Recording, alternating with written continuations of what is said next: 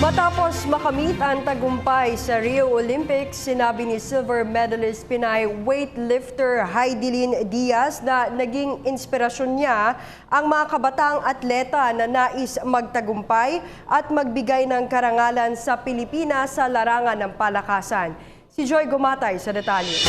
Ang mga kabataang nangangarap na maging matagumpay na atletang Pilipino ang inspirasyon ng Olympic silver medalist na si Heidelin Diaz sa patuloy na pakikipaglaban upang maiangat ang dangal ng lahing Pilipino sa pamamagitan ng sports. Hindi lingid sa kaalaman ni Diaz na mayroong kakulangan sa suporta na natatanggap ang ating mga atleta, lalo na sa weightlifting dahil hindi naman raw ito isang popular na larangan. Kaya naman sa oras na matanggap niya ang mga insentibong ipinangako sa kanya ng pamahalaan, magpapatayo umano siya ng training gymnasium sa kanilang komunidad para sa mga kabataang miyembro ng Mampang Weightlifting Association. Maliit lang pong halaga na hindi po ito sapat sa lahat ng ibinigay niya, lalong-lalo na sa ating mga kababayan. Malaki ang paniniwala ni Diaz na ang punong rason ng kasikatang natatamasa niya ngayon ay upang maipalaganap ang importansya ng sports at ang kapasidad nitong itaguyod hindi lamang ang buhay ng mga atleta kundi pati na rin ang bansang kanilang kinakatawan. Siguro ito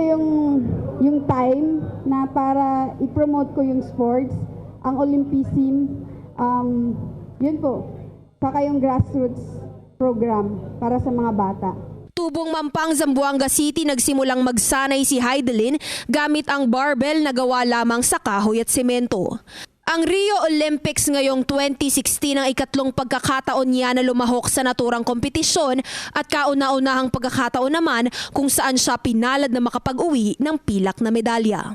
Para sa PTV News, Joy Gumatay. Ako po si Cathy San Gabriel. Subscribe na sa PTV YouTube channel. I-click lang po ang subscribe button.